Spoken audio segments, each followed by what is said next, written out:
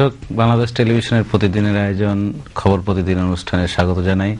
অনুষ্ঠানটি শহীদ ফিরোজ কাইম চৌধুরী স্টুডিও থেকে বিটিভি ওয়ার্ল্ডে সরাসরি সম্প্রচারিত হচ্ছে। আপনারা জানেন আমরা আজ বৃহস্পতিবারের বিভিন্ন সংবাদপত্রের প্রধান খবর নিয়ে আলোচনা করব। আজকে আলোচনার জন্য দুজন অতিথি আছেন, আমি পরিচয় করে দিচ্ছি। আমার ডান পাশে আছেন দৈনিক জনকণ্ঠের সহকারী সম্পাদক ডক্টর হারুনুর রশিদ, এরপরে আছেন বাংলাদেশ ইন্ডিপেন্ডেন্ট ইউনিভার্সিটির শিক্ষক মোহাম্মদ আরাফাত। আপনাদের স্বাগত। আমরা শিরোনামগুলো দেখে নিই। বাংলাদেশ একটি গুরুত্বপূর্ণ মামলা, সাবেক প্রধানমন্ত্রী বিএনপি চেয়ারপারসন খালেদা জিয়ার ছেলে তারেক রহমান সিঙ্গাপুরে অর্থ পাচার করেছেন। 20 কোটি টাকারও বেশি ঘুষ নিয়ে সে টাকা অর্থ পাচার করেছেন। গতকাল ঢাকার আদালতে FBI US অফিসিয়াল এসছেন, এসে সে ব্যাপারে সাক্ষ্য দিয়েছেন, তদন্তের কথা বলেছেন। জনাব আরাফাত, কিভাবে দেখছেন?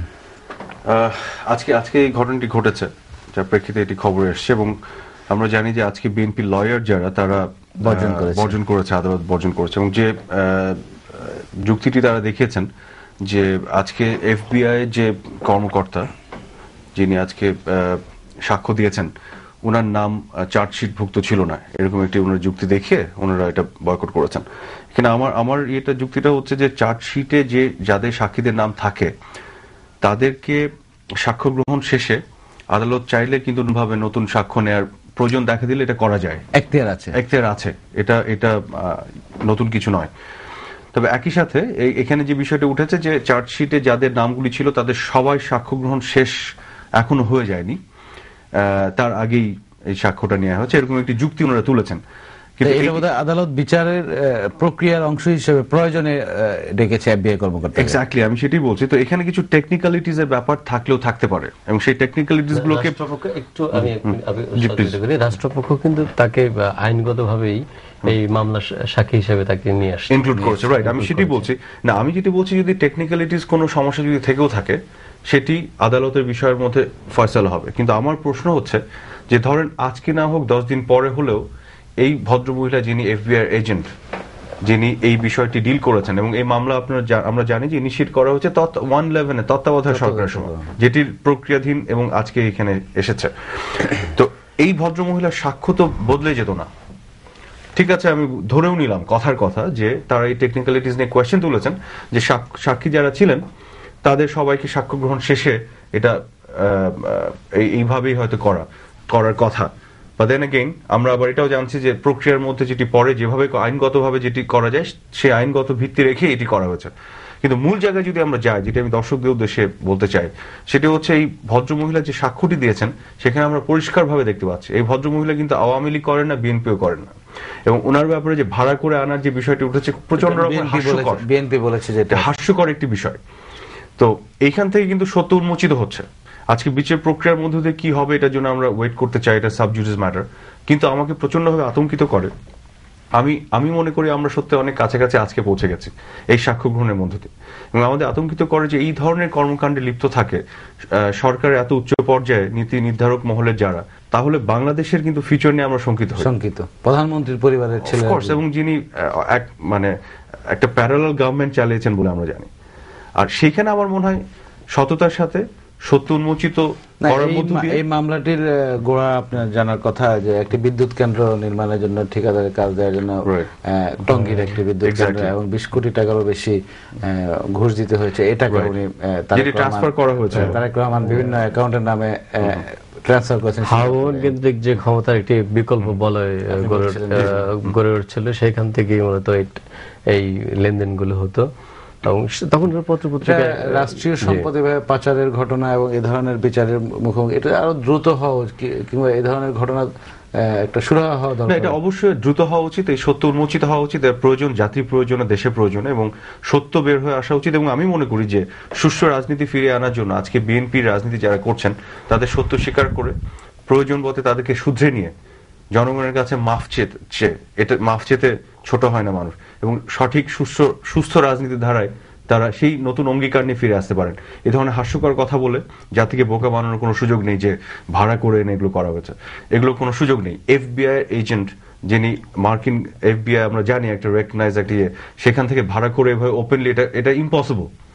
হ্যাঁ, কাজে আমার মনে হয় যে সত্যের বিকল্প নেই, সত্যের বিকল্প সত্য, এবং সত্যের ধারায় আমাদের রাজনীতিটা আসা উচিত, সরকারি দল বিরোধী দল নির্বিশেষে। এটা হচ্ছে আমার দাবি থাকবে জনগণের পক্ষ থেকে। আপনি কি মনে করেন এই যে মার্কিন কর্মকর্তা এসে যে সাক্ষ্যটা দিলেন এবং দালিলিক প্রমাণ দিলেন এবং এফবিআই ইনকোয়ারি, এই ইনকোয়ারিটা আপনি কিভাবে দেখছেন, যেহেতু অনেকদিন ধরে চলছে এটা? না, অফকোর্স, বিকজ দেখুন এটার ফলশ্রুতি যেটা হয়েছে, এই আমাদের কোর্টে যা কিছু হয়, যে ধরনের বিচারিক প্রক্রিয়ার মধ্যে আমরা এক ধরনের সন্দেহ খুঁজি এবং আমরা এটাকে পলিটিসাইজ করার চেষ্টা করি, এবং আমরা এটাকে লেবেল করি যে এটা সরকারি মহলের প্রেসারে, চাপের মুখে এগুলো হয়েছে। কিন্তু যেহেতু এফবিআই ইনভলভমেন্টটা এই বিচারের নিরপেক্ষতাকে অনেকখানি আপহোল্ড করেছে, এটা সুষ্ঠু প্রক্রিয়াকে অনেকখানি আপহোল্ড করেছে। কারণ এফবিআই বা এই যে মহিলা এসেছেন, আমি যেটি বললাম, উনি তো আওয়ামী লীগও করেন না, বিএনপিও করেন না, তাদের তো কোনো পক্ষ বিপক্ষে যাওয়ার কোনো সুযোগ নেই। সবচেয়ে বড় কথা, উনি একজন ইন্ডিভিজুয়াল না, সাধারণ একজন সিটিজেন না, উনি এফবিআই এর একজন এজেন্ট, এবং উনি এখনো আছেন এবং উনি এই প্রক্রিয়ার সাথে সংশ্লিষ্ট ছিলেন। কাজে উনি জানেন, ওনাকে দায়িত্ব দেওয়া হয়েছিল তত্ত্বাবধায়ক সরকারের অনুরোধে।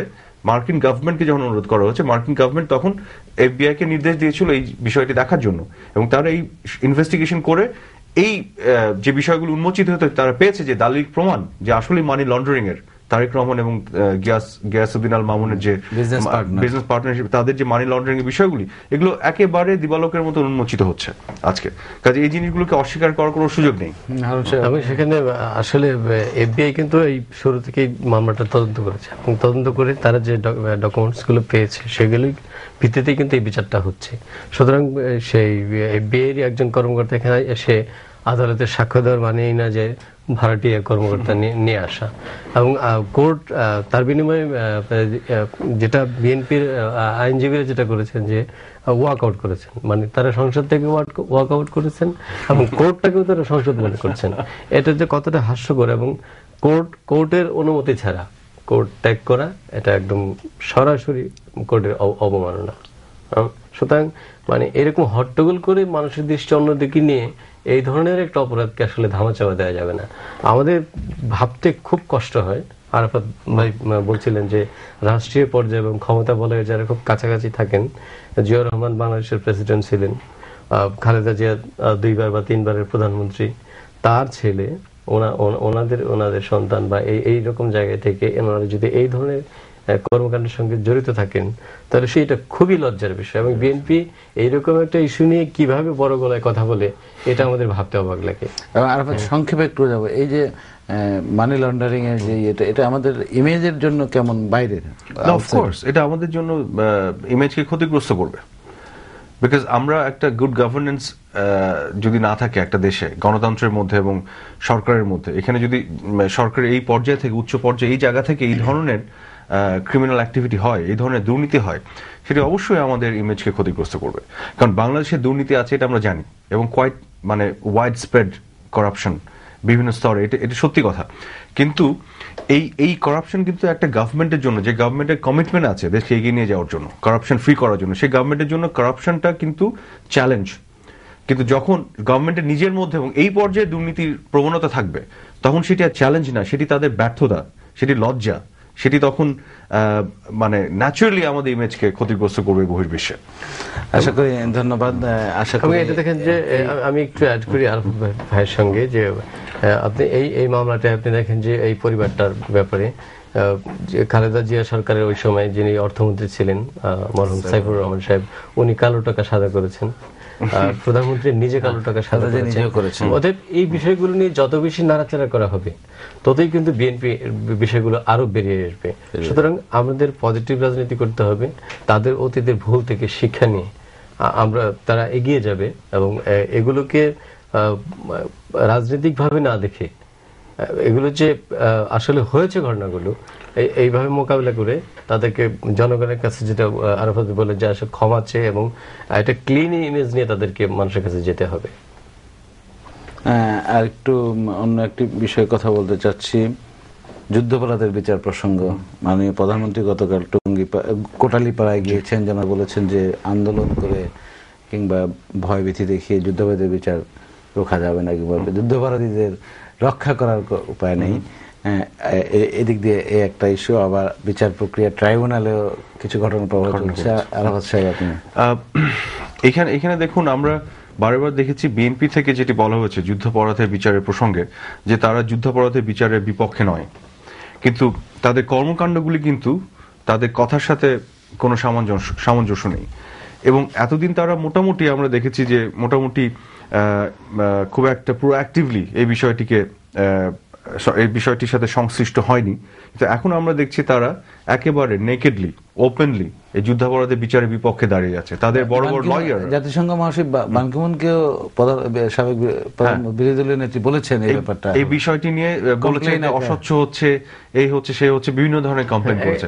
মানে যে মহাসচিব, জাতিসংঘ মহাসচিব কিন্তু জানতে চেয়েছেন যে বিএনপির অবস্থানটা কি, বিএনপিকে কিন্তু সেটা বলতে হয়েছে। কি বলেছেন ওনারাই জানেন, কিন্তু গোটা জাতি মানে গোটা বিশ্ব কিন্তু কনসাস এই বিষয়টা নিয়ে। না, আমরা যতটুকু জানতে পেরেছি উনি একটি ইয়ে ধরিয়ে দিয়েছেন ওনার হাতে, লিখিত একটি পেপার ধরিয়েছেন যার মধ্যে কিছু দালিলিক প্রমাণ আছে অ্যাপারেন্টলি, যেটি দাবি করা হয়েছে। এবং সেখানে উনি ঠিক জামাতের যে স্ট্যান্ডটা, যে তাদের সাথে অন্যায় করা হচ্ছে, আসলে তারা কেউ যুদ্ধাপরাধী না, প্রতিশোধ পরায়ণ হয়ে পলিটিক্যাল কারণে করা হচ্ছে, এরকম একটি বিষয় ওইভাবে জিনিসটাকে অবতারণা করার চেষ্টা করা হয়েছে। কিন্তু আজকে আবার আপনার মাধ্যমে আমি দর্শক যারা দেখছেন তাদেরকে বলতে চাই, যাদেরকে গ্রেফতার করা হয়েছে এবং বিচার প্রক্রিয়া আনা হয়েছে, এদেরকে কি আমরা চিনি না? আজকে যদি আপনি প্রতিষ্ঠিত যুদ্ধাপরাধী এবং তাদের কারোর বিপক্ষে কিন্তু আমাদের দেখেন প্রতিশোধ পরায়ণ হয়ে কোনো অ্যাক্টিভিটি হচ্ছে না, একবার সুষ্ঠু স্বচ্ছ প্রক্রিয়ার মধ্য দিয়ে বিচার, ন্যায্যতা প্রতিষ্ঠার জন্য কালচার অফ ইম্পিউনিটিকে ভেঙে আমরা সুষম একটি জাতি হিসেবে আমাদেরকে প্রতিষ্ঠিত করার জন্য ন্যায় বিচার প্রতিষ্ঠার স্বার্থে আমরা এই কাজটি করছি। এবং সেইখানে প্রতিবন্ধক হয়ে দাঁড়াচ্ছেন বিএনপি এবং বিএনপি নেত্রী। এবং সেই জায়গাতে আমার যেটি মনে হয়, এখানেও তাদের রাজনীতিতে একটি পরিবর্তনের প্রয়োজন আছে সুষ্ঠু। এবং আমার কথা হচ্ছে যে রাজনীতি হবে ন্যায্যতা ভিত্তিক, রাজনীতি হবে সততা ভিত্তিক, রাজনীতির মধ্যে আদর্শ ভিত্তিক। এই জায়গাগুলি যদি মিসিং হয়ে যায়, তাহলে রাজনীতি কিন্তু দেশের জন্য, সমাজের মানুষের কোনো মঙ্গল বয়ে আনতে পারে না। মাননীয় প্রধানমন্ত্রী তার কমিটমেন্ট আবার পুনর্ব্যক্ত করলেন যে এটা হবে। এবং আজকে দুঃখজনক বিষয়টি দেখেন, আজকে মাননীয় প্রধানমন্ত্রীকে একটি কনফ্রন্টেশনাল জায়গায় চলে যেতে হচ্ছে বিরোধী দলের নেত্রীর সাথে।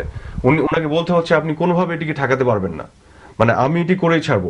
বিষয়টি তো এরকম হওয়ার কথা ছিল না। আজকে তো সবাই মিলেমিশে ন্যায্যতা প্রতিষ্ঠার সাথে বিচারের পক্ষে থাকা উচিত ছিল এবং বিচারটি করার কথা ছিল। আজকে 40 বছর পরে এসে কেন করছে? আমাদের তো আরো আগেই করে ফেলার কথা ছিল। আমরা এটা ইতিহাস জানি, আজকে স্বল্প পরিসরে এত কিছু বলা যাবে না। আমরা জানি যে এটি বিচার শুরু হয়েছিল 75-এর পরে, 15 আগস্টের পরে এটিকে আবার স্টপ করে দেওয়া হয় এবং তাদেরকে পুনর্বাসন করা হয় এবং পরবর্তীতে বিভিন্ন প্রক্রিয়ার মধ্যে তারা আবার পুনর্বাসিত হয়ে আরো শক্ত ভাবে জেকে বসে বাংলাদেশের রাজনীতি, এই মুক্তিযুদ্ধের বিপক্ষ। একটু দ্বিমত প্রকাশ করি আপনার সাথে, সেটা হচ্ছে আপনি বলছেন যে একসঙ্গে হওয়ার কথা ছিল, খালেদা জিয়া সহজেই মাননীয় বিরোধী রাজি হয়ে যাবেন। কিন্তু আসলে আমি এই জায়গাটা বলতে চাচ্ছি যে জিয়াউর রহমান এই নিষিদ্ধ জামাতকে রাজনীতি করার সুযোগ দিয়েছে, খালেদা জিয়া ওনাদেরকে মন্ত্রী বানিয়েছেন, গাড়িতে পতাকা দিয়েছেন। সুতরাং ওনাদের অবস্থান কি জামাতের ব্যাপারে, এটা তো জাতি পরিষ্কার। এবং এখন ট্রাইব্যুনালকে প্রত্যাশা থেকে বলেছেন, প্রত্যাশা থেকে আমি সেই জায়গাতে বলছি যে ওনারা এমনকি ট্রাইব্যুনালকে বিতর্ক করার চেষ্টা করছে এখন, মানে সব কোনো কিছু না পেরে এখন জল ঘোলা করার চেষ্টা করছে। এবং কোটালীপাড়ায় প্রধানমন্ত্রী যে জায়গাটায় জনসভা করেছেন, আপনার মানিল ভাই আপনার মনে আছে যে এটা সেই জায়গা যেখানে প্রধানমন্ত্রী বোমা পেতে রাখা হয়েছিল। এবং কেন রাখা হয়েছিল আজকে সেগুলো কিন্তু স্পষ্ট হয়ে যাচ্ছে যে উনি যুদ্ধাপরাধীদের বিচারের ব্যাপারে ওনার যে দৃঢ় মনোভাব, এই ধরনের মানুষগুলোকে যদি সরিয়ে দেওয়া যায়, তাহলে যারা আজকে মুক্তিযুদ্ধের বিরুদ্ধ শক্তি ছিল, তারা আজকে দাপটের সঙ্গে আবার দেশে ঘুরে বেড়াতে পারবে এবং তাদের যে মানে অসমাপ্ত কাজ ছিল আমি আসলে করতে পারবে। আপনার সাথে একমত যে আমরা হিস্ট্রি দেখলে আসলে আমরা যদি ব্যক্তি খালেদা জিয়া এবং বিএনপির কথা বলি, তাহলে তাদের এটার বিপক্ষে দাঁড়ানোরই কথা, কারণ হিস্ট্রিতে তারাই পুনর্বাসন করেছেন। কিন্তু আমি যেটি বলছিলাম কোন ব্যক্তি বিশেষের কথা না, আমি বলছিলাম প্রধানমন্ত্রী তিনি যিনি হোক এবং বিরোধী দলীয় নেতা সে যেই হোক, একটা কনসেনসাসের ভিত্তিতে এটা হওয়া উচিত ছিল এই দেশে। আমরা হতভাগ্য যে এটা এইভাবে হচ্ছে না। এরকম একটি মানে অন্যায্য ভাবে এরকম একটি কাজ করা হচ্ছে একটি বড় পলিটিক্যাল পার্টির নেত্রী হিসেবে। আন্তর্জাতিক কোন উদাহরণ দেওয়া যায় কিনা, কিংবা অন্যান্য দেশে যুদ্ধাপরাধের বিচারের বিষয় নিয়ে? না, সবচেয়ে সবার প্রথম যেটি হলো নুরেমবার্গ ট্রায়াল, এটা তো আমরা সবাই জানি দ্বিতীয় বিশ্বযুদ্ধের পরে, এবং সেখানে তো যারা জয়ী হয়েছিল তারাই এই বিচারটি করেছিল। এবং এখনো বিভিন্ন জায়গায় কিন্তু আপনার বিচারগুলি হচ্ছে। কিন্তু আমাদের জন্য যেটা প্রাইডের ব্যাপার সেটি হচ্ছে আমরা একটা আন্তর্জাতিক আইন করেছি, সে আইনের আওতায় আমাদের ঘরোয়া প্রচেষ্টার মধ্যে দিয়ে এই বিচারগুলি হচ্ছে। আফ্রিকার অনেকগুলি দেশে আমরা কিছুদিন আগে জানি যেসব যুদ্ধাপরাধগুলি ঘটেছিল সেখানে কিন্তু ইউনাইটেড নেশনস এর ইন্টারভেনশন প্রয়োজন হয়েছিল, কারণ ওই দেশগুলোর এনাফ লয়ার ছিল না, তাদের সেই ক্যাপাসিটি ছিল না, তাদের সবকিছু ভেঙে চলেছিল, কিন্তু আমরা কিন্তু নিজেরা সেটা করতে পারছি। এবং সবচেয়ে মজার কথা হচ্ছে 73 যে ইন্টারন্যাশনাল স্পেশাল ট্রাইব্যুনাল অ্যাক্ট, সেইটার থেকে অনেক ইন্সপিরেশন নিয়ে কিন্তু আইসিসি যেটা 2002 তে এনাক্টেড করা হয়েছে, সেখান থেকে ইন্সপিরেশন নিয়ে কিন্তু করা হয়েছে ইন্টারন্যাশনাল ক্রিমিনাল কোর্ট, যেটি আন্তর্জাতিক আইনে যে যুদ্ধাপরাধের বা জেনোসাইড বা এই বিচারগুলি যে করে, তো সেই জায়গা থেকে তো এখনো তো যুদ্ধাপরাধের বিচার হচ্ছে।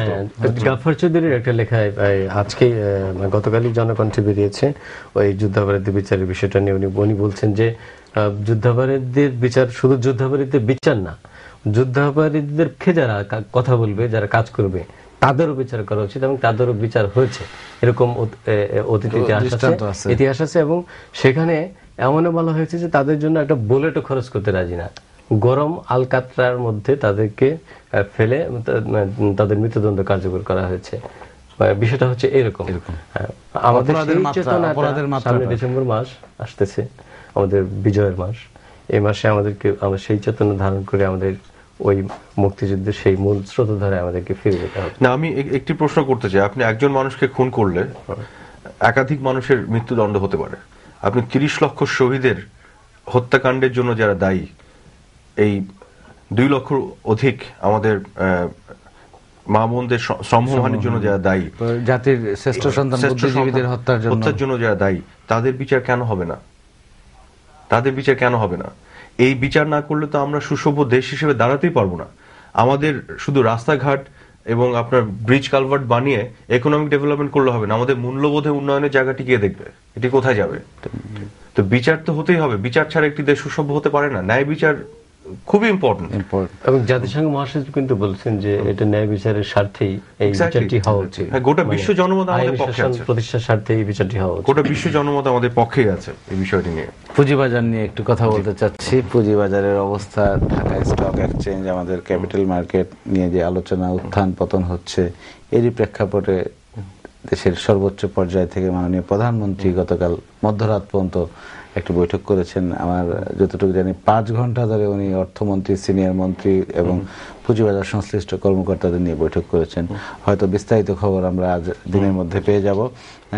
কিছু নির্দেশনা দিয়েছেন, ব্যাংকিং ব্যবস্থাপনাকে কিছু বলেছেন, ওদের কিছু করণীয় বলে দিয়েছেন। আপনি কিভাবে দেখছেন? দেখুন, আসলে সত্যি কথা যদি জানতে চাই, বাংলাদেশে পুঁজিবাজার হচ্ছে যতটা না অর্থনীতি এবং ফাইন্যান্স, তার চেয়ে বেশি হচ্ছে রাজনীতি, এবং যার কারণে প্রাইম মিনিস্টার এই পর্যায়ে এসে ইন্টারভিন করতে হচ্ছে। পৃথিবীর অন্য কোনো দেশে এভাবে কিন্তু প্রেসিডেন্ট বা প্রাইম মিনিস্টারকে পুঁজিবাজার, বিশেষ করে সেকেন্ডারি মার্কেট নিয়ে ইন্টারভিন করতে হয় না। ইভেন ফাইন্যান্স মিনিস্টার লেভেলেও ওভাবে, মানে ফ্রি মার্কেট ইকোনমিতে সেকেন্ডারি মার্কেট তার নিজের মতন করে চলে। তবে definitely security and exchange commission যে রেগুলেটরি বডিটা আছে, তাদের একটা শক্ত রোল প্লে করার জায়গা থাকে। সেখানে আমাদের একটা ব্যর্থতার জায়গা ছিল, সেটা আমাকে স্বীকার করতে হবে, যে সিকিউরিটি অ্যান্ড এক্সচেঞ্জ কমিশন খুব শক্তিশালী জায়গায় ছিল না, এবং এটা দীর্ঘদিন ধরে এভাবে চলে আসছে। ইদানিং কিছু পদক্ষেপ নেওয়া হচ্ছে এটাকে আরো শক্তিশালী করা, পুনর্গঠনের পরে এটা শক্তিশালী করা, এবং এর মধ্যে অনেক লিমিটেশনস ছিল, কেন আমরা পারিনি, লিগ্যাল লিমিটেশন, বিভিন্ন এগুলো সব রিফর্ম ইনিশিয়েটিভের মাধ্যমে, এবং এটা দীর্ঘ প্রক্রিয়ার মধ্য দিয়েই করতে হবে ইভেন্চুয়ালি।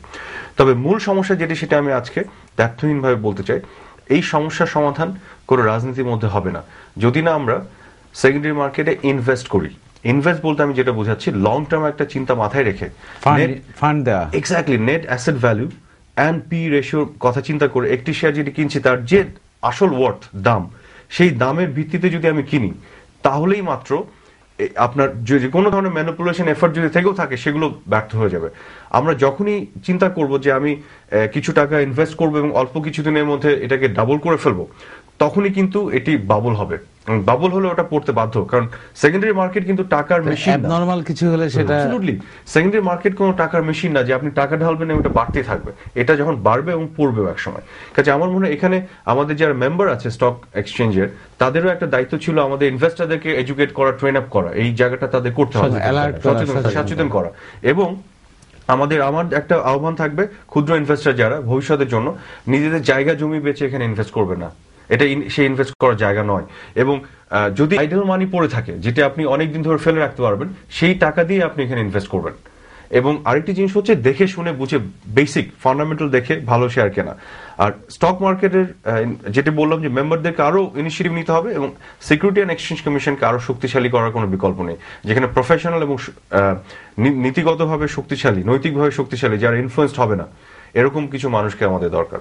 আপনি কিভাবে দেখছেন? আসলে আরাফাত ভাই যেটা বলছিলেন যে এটা একটা স্পেশালাইজড মার্কেট, এখানে কিন্তু পলিটিক্যালি একটা মানে হস্তক্ষেপ করার কোনো দরকার নেই। কিন্তু আমাদের দুর্ভাগ্য হচ্ছে যে সবকিছুর জন্যই সরকারকে দায়ী করা হয়, যে সরকারি থাকুক না কেন। একটা অ্যাক্সিডেন্ট হলে সেটাও দায় সরকারের ঘাড়ে গিয়ে পড়ে। তো সেই জায়গাতে এসে এখন যেভাবেই হোক মার্কেট নিয়ে কিন্তু মানুষের একটা ক্ষোভ আছে এবং সেই ক্ষোভটা নির্বিশেষে সরকারের উপরে গিয়ে পড়ছে। এবং যেহেতু এটা ভোটের রাজনীতি এবং অন্য একটা পক্ষ আবার এটার সুযোগ নেওয়ার চেষ্টা করছে, খোলা পানিতে মাছ শিখেছে, রাজনৈতিক ফায়দা নেওয়ার চেষ্টা করছে। সুতরাং এটা নিয়ে বর্তমান সরকারকে অবশ্যই খুবই অ্যালার্ট থাকতে হবে এবং জনগণের যে ক্ষোভটা আছে সেটা প্রশমনের জন্য অন্তত সরকার যে এই বিষয়ে আন্তরিক, এটা সরকারকে প্রমাণ করতে হবে। সব শেষে আবার একটু বলুন যে এই পুঁজিবাজারের আস্থা ফিরিয়ে আনার ব্যাপারটা আপনি কিভাবে দেখছেন? এখন সবচেয়ে বড় সংকট যেটি, সেটা কিন্তু আস্থার সংকট। কারণ দেখুন, এই যারা আমরা ক্ষুদ্র উদ্যোক্তা এবং অন্যান্য যারা ইনভেস্টার, আমার নিজেরও একটা ক্ষুদ্র ইনভেস্টমেন্ট ছিল এবং আমি নিজেও কিন্তু লস করেছি, সত্যি কথা। কারণ এটি আমি দেখে শুনে ইনভেস্ট করার সময় পাইনি, আর একজন এটাকে হ্যান্ডেল করছিল, আমি তার প্রতি আস্থা নিয়ে করেছিলাম এবং সে আসলে প্রপারলি এটা হ্যান্ডেল করেনি, এবং এর জন্য আমি কাউকে দায়ী করতে পারি না, কারণ এটি আমার দোষ। এখন যেটি হচ্ছে যে এই পুঁজিবাজারে আমি বিক্রি করি, আপনি কেনেন, এবং আমি অফার করি একটা দামে, আপনি ওই দামে কেনেন বলেই দামটা বাড়ে, আবার আপনি অফার করেন, উনি কেনেন বলে দামটা বাড়ে, আমাদের মধ্যে কেনা বেচা হচ্ছে, রাইট? এবং আমরা যদি দেখে শুনে কেনা বেচাটা করি তাহলে কিন্তু এই সমস্যাটা তৈরি হবে না। কাজে প্রধানমন্ত্রীর এই মিটিং এর ফলশ্রুতিতে যদি আস্থা ফিরে আসা বিষয়টি তৈরি হতে পারে, মার্কেট সূচক 300 পয়েন্ট বেড়েছে, হ্যাঁ রাইট, সেটি যদি হয় এবং এটা ধরে রাখা যায় তাহলে মার্কেট হয়তো একটা স্টেবল জায়গায় চলে আসবে। মাননীয় প্রধানমন্ত্রীর উদ্যোগের সুফল বাজারের বিনিয়োগকারীরা পাবে, পুরো পুঁজি বাজারেই আস্থা এবং চেহারা ফিরে যাবে। ধন্যবাদ আলোচনার জন্য। আমরা অনুষ্ঠানের শেষ পর্যায়ে, সময় শেষ।